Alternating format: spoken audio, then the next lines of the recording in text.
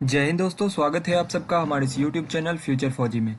आज जो latest update लेकर आया हूँ वो है एसएससी सोल्जर जीडी की जो नई वैकेंसी आई है। कुल 25,000 से अधिक पोस्ट है। इसके लिए काफ़ी बड़ी खुशखबरी है उन युवाओं के लिए जो सोल्जर जीडी की तैयारी कर रहे हैं। उनके लिए 25,000 से अधिक वैकेंसी की पोस्ट आई है सोल्जर जीडी की एसएससी की तरफ से, जिसमें से CAPF, NIA, SSF, GD, SSB और अन्य जितने भी हैं उन सब में मिला के 25,000 है, जिसमें कि हमारे युवा साथी बॉयज़ और गर्ल्स दोनों के लिए हैं। तो ये वैकेंसी काफ़ी महत्वपूर्ण है। तो आप लोगों से उम्मीद है कि इसको पूरा वीडियो को देखिए और जिसमें सारी डिटेल्स मैं आपको एक एक करके बताऊंगा कि एनसीसी के कितने बेनिफिट मिलेंगे, स्पोर्ट्स वगैरह के कितने बेनिफिट मिलेंगे। अगर आप एक्स सर्विसमैन कैटेगरी लेना चाहते हैं तो उसके लिए क्या क्या बेनिफिट है और क्या क्या प्रावधान किए गए हैं। तो आइए बिना देरी किए वीडियो को शुरू करते हैं। अब हम आएंगे जो इसका डेट है कि ये constable GD in central arm force, NIA, SSF and rifleman GD in Assam rifles examination. तो इसका date of submission of online application है 17/7/2021 से 31/8/2021 तक। लास्ट डेट है और टाइम है रिसिप्ट का ऑफ ऑनलाइन एप्लीकेशन 31/8/2021 23:30 बजे तक, यानी कि 11:30 बजे तक। Last date and time for making online payment 2/9/2021 तक कर देना है, वो भी 23:30 से 11:30 तक। और last date and time for generation of offline चालान, अगर ऑफलाइन चालान जनरेट करता है तो 4/9/2021 तक। Last date of payment through चालान during working hours of bank 7/9/2021। Schedule of computer based examination ये बाद में सूचना दी जाएगी। अब इसमें हम देखने वाले हैं कि इसमें क्या क्या चीज़ें हैं। तो government strive to have a work force which reflect gender balance and women candidates are encourage to apply. इसमें जो है गवर्नमेंट चाहती है कि एक इक्वल बेनिफिट मिले बॉयज़ और गर्ल्स, वुमेन और मैन दोनों कैंडिडेट को। इसीलिए इसमें जो है जेंडर का कोई भेदभाव नहीं करते हुए वुमेन कैंडिडेट्स को भी इनकरेज करना है अप्लाई करने के लिए। तो अब हम देखने वाले हैं कि staff selection commission will conduct an open competition exam for recruitment for post of constable GD, border security force BSF, CISF, ITBP, SSB, SSF, Assam rifle, MHA, ministry of home affairs के तरफ से रिक्रूटमेंट ये निकली गई है। इसमें आपको सबसे पहले रिक्रूटमेंट प्रोसेस में कंप्यूटर बेस्ड एग्जामिनेशन होगा, उसके बाद physical efficiency test, physical standard test, medical और डॉक्यूमेंट वेरिफिकेशन। तो इसमें क्या क्या चीज़ें होंगी इसको आइए विस्तार से देखते हैं। तो इसमें जो हमारा सबसे पहले है, examination will be advertised by SSC based on vacancy.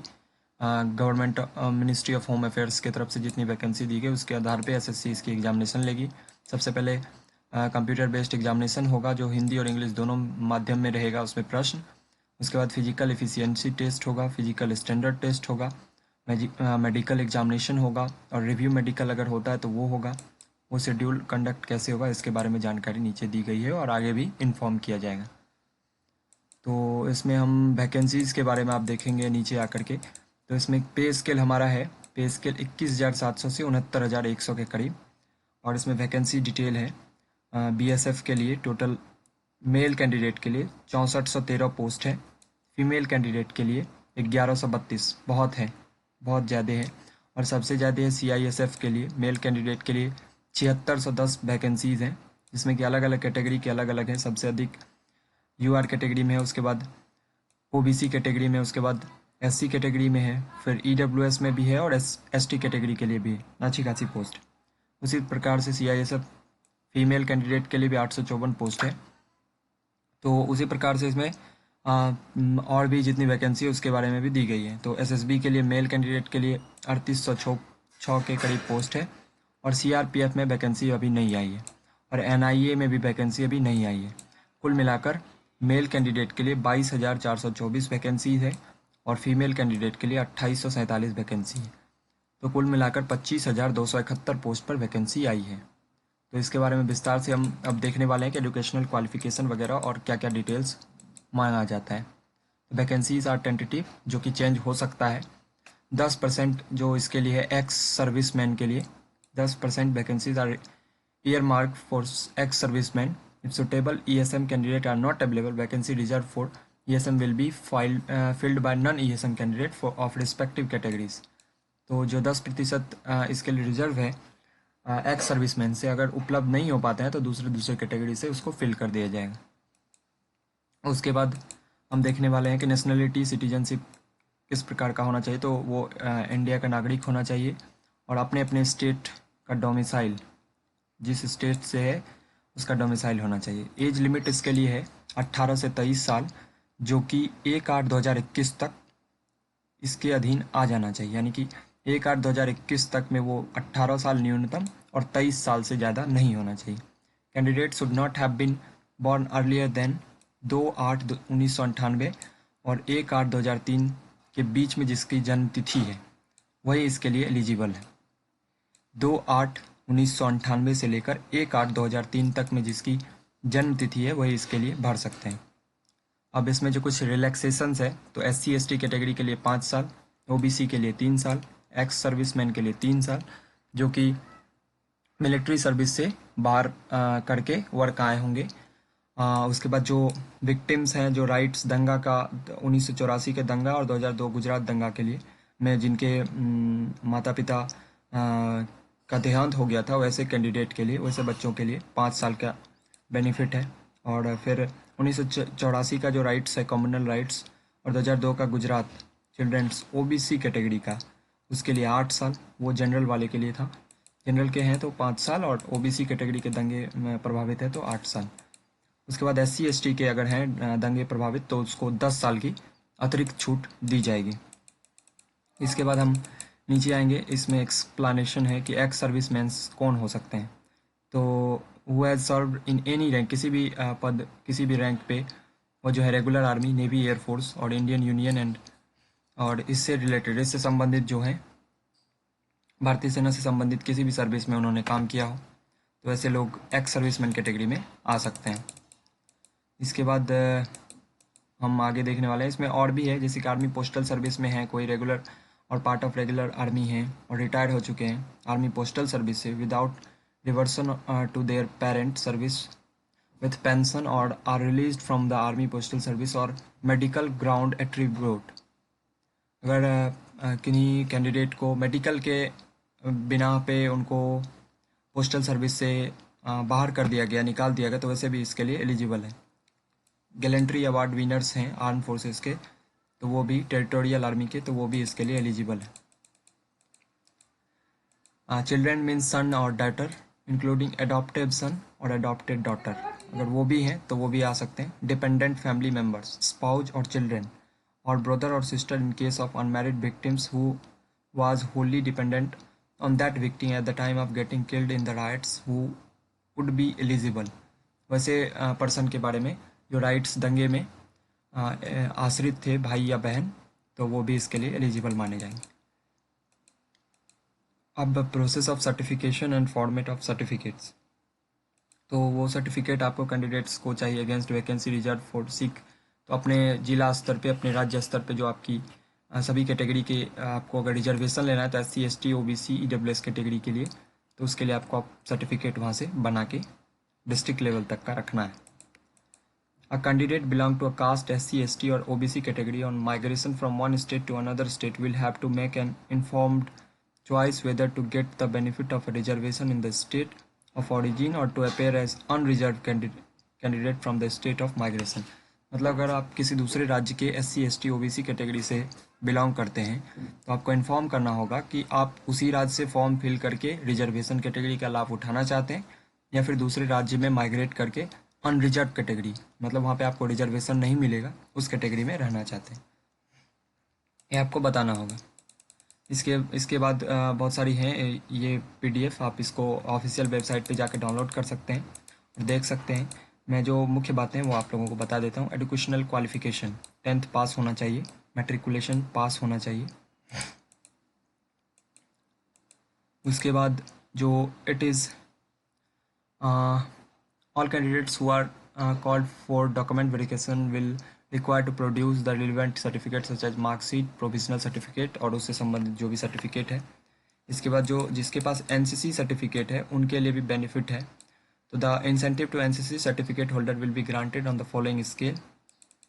तो NCC C सर्टिफिकेट है तो आपको 5% of maximum marks of the examination, जो परीक्षा होगी उसका 5% मार्क्स मिलेगा। एनसीसी बी सर्टिफिकेट होल्डर हैं तो आपको 3% मार्क्स मिलेगा, और एनसीसी ए सर्टिफिकेट होल्डर हैं तो आपको 2% मार्क्स मिलेगा। अगर 100 मार्क्स के एग्ज़ाम होते हैं तो अगर आप सी सर्टिफिकेट होल्डर हैं तो आपको 5 मार्क्स का बोनस मिलेगा। ये बहुत मायने रखता है, 5 मार्क्स का बोनस मिलेगा। इसके बाद जो बेनिफिट है, NCC holder will be given on production of original certificate पे ही आप लोगों को मिल पाएगा। This benefit is not available for ex servicemen. जो एक्स सर्विसमैन्स है उसको एनसीसी की कोई बेनिफिट नहीं मिलेगी। कैसे अप्लाई करना है, तो उस ऑफिशियल वेबसाइट पे जाएंगे, फोटोग्राफ वगैरह के बारे में दिया हुआ है, आप उसको जाके वहाँ देख सकते हैं। एप्लीकेशन फ़ीस इसके लिए 100 रुपये है। Women candidate and candidate belonging to SC ST ex servicemen eligible for exempted for payment of fee, उनको किसी तरह की कोई फ़ी नहीं देनी है। इस डेट के बारे में मैंने पहले ही बात कर ली है कि 2/9/2021 तक फ़ीस ऑनलाइन माध्यम से जमा हो जाना चाहिए 11:30 बजे से पहले। सेंटर आप प्रत्येक जो रीजन है उसके अनुसार से सेंटर दिया गया है। जैसे examination centre SSC region and state, UT under तो central region, Bihar and Uttar Pradesh उससे संबंधित जो है उनके लिए ये सब सेंटर में आप एग्जामिनेशन सेंटर दे सकते हैं, और अधिकतम 3 एग्जामिनेशन सेंटर दे सकते हैं आप। इसी प्रकार से अलग अलग राज्यों के लिए है, जिसको आप देख लेंगे। एग्जामिनेशन कैसे होगा, तो scheme of examination computer based exam होगा। जनरल इंटेलिजेंस एंड रीजनिंग से 25 नंबर ऑफ क्वेश्चन रहेंगे और 25 मार्क्स के रहेंगे। General knowledge and general awareness से 25 क्वेश्चन रहेंगे, 25 मार्क्स के रहेंगे। एलिमेंट्री मैथमेटिक्स से 25 क्वेश्चन रहेंगे, 25 मार्क्स के रहेंगे। हिंदी इंग्लिश से 25 क्वेश्चन रहेंगे, 25 मार्क्स के। कुल आपके पास 90 मिनट का समय होगा। कंप्यूटर बेस्ड एग्जामिनेशन के लिए 100 क्वेश्चन होंगे, 100 मार्क्स के होंगे। सभी क्वेश्चन ऑब्जेक्टिव टाइप होंगे, और नेगेटिव मार्किंग भी 0.25 मार्क्स फॉर ईच रॉन्ग। मतलब अगर आप 4 क्वेश्चन को गलत करते हैं तो 1 क्वेश्चन के बराबर आपके मार्क्स कट जाएंगे, यानी कि 1 मार्क्स कट जाएंगे। तो इस बात का ध्यान रखना है। Marks scored by candidate in the computer examination will be normalised by using the formula published by the commission on 1/1/2018 और 7/2/2019 से नॉर्मलाइज किया जाएगा। Along with bonus marks of NCC candidate holder will be used to determine final merit and cutoff। NCC certificate धारक को उसके बाद include करके तब नॉर्मलाइज किया जाएगा। उसी प्रकार से मॉक टेस्ट वगैरह देने के लिए भी बताया गया है। अब जनरल आपको जो सब्जेक्ट है उसका सिलेबस भी दिया गया है यहाँ पे, कौन से सब्जेक्ट से क्या क्या प्रश्न किस किस संबंधित विषय से रह सकते हैं, किस किस क्षेत्र से रह सकते हैं। इसके बाद हमारा जो फिजिकल इफिशियंसी टेस्ट है उसके बारे में देखेंगे कि क्या क्या है। तो अदर स्टेट जो लद्दाख रीजन को छोड़ के हैं 5 किलोमीटर 24 मिनट में मेल कैंडिडेट के लिए, और 1.6 किलोमीटर 8.5 मिनट में फीमेल कैंडिडेट के लिए। और जो कैंडिडेट लद्दाख रीजन से बिलोंग करते हैं उनके लिए 1.5 किलोमीटर यानी कि 1600 मीटर 6.5 मिनट में, और 800 मीटर फीमेल कैंडिडेट के लिए 4 मिनट में।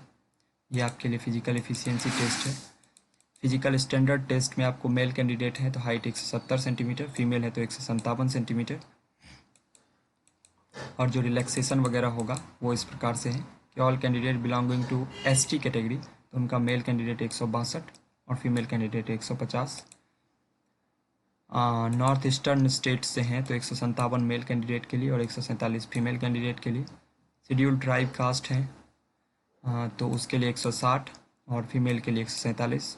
उसी प्रकार से डोगराज, कुमाऊँस, गढ़वालीस उन लोगों के लिए भी बेनिफिट है। जम्मू कश्मीर से हैं, हिमाचल से हैं, लद्दाख से हैं तो 165 मेल कैंडिडेट के लिए और 155 फीमेल कैंडिडेट के लिए।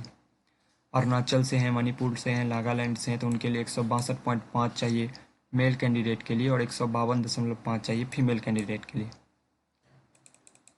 उसी प्रकार से अगर आप tea garden, Lohagarh tree garden forest और दार्जिलिंग साइड से हैं तो आपके लिए 157 है, और अगर फीमेल कैटेगरी से हैं तो 152 52 है। इसके बाद हमारे पास जो चेस्ट के लिए है, चेस्ट क्राइटेरिया तो अनएक्सपेंडेड बिना फुला के 80 सेंटीमीटर और 5 सेंटीमीटर जो है फुलाने के बाद बढ़ जाना चाहिए। तो रिलैक्सेशन उसमें भी है अलग अलग कास्ट के लिए, अलग अलग ट्राइबल्स के लिए। उसके बाद हम देखेंगे कि चेस्ट मेजरमेंट जो है फीमेल कैंडिडेट का नहीं होता है, वो आप सभी जानते हैं। वेट वगैरह का जो है प्रोपोर्शनेट जो है अनुपात देख के आपके हाइट के अनुसार से किया जाएगा। मेडिकल एग्जामिनेशन जो है उसी वक्त होगा शॉर्ट लिस्टेड कैंडिडेट का। उसके बाद एनसीसी सर्टिफिकेट वगैरह का वेरिफिकेशन उसी समय हो जाएगा, डॉक्यूमेंट वेरिफिकेशन के समय, और जो भी डॉक्यूमेंट है उसका। तो उम्मीद है कि आप लोगों को ये वीडियो पसंद आया होगा। पसंद आया होगा तो ज़्यादा से ज़्यादा लाइक करें, सब्सक्राइब करें और शेयर करें हमारे इस वीडियो को, ताकि जो नए जानते हैं उनको ये वीडियो पहुँचे और वो भी इस फॉर्म को फिल कर सकें।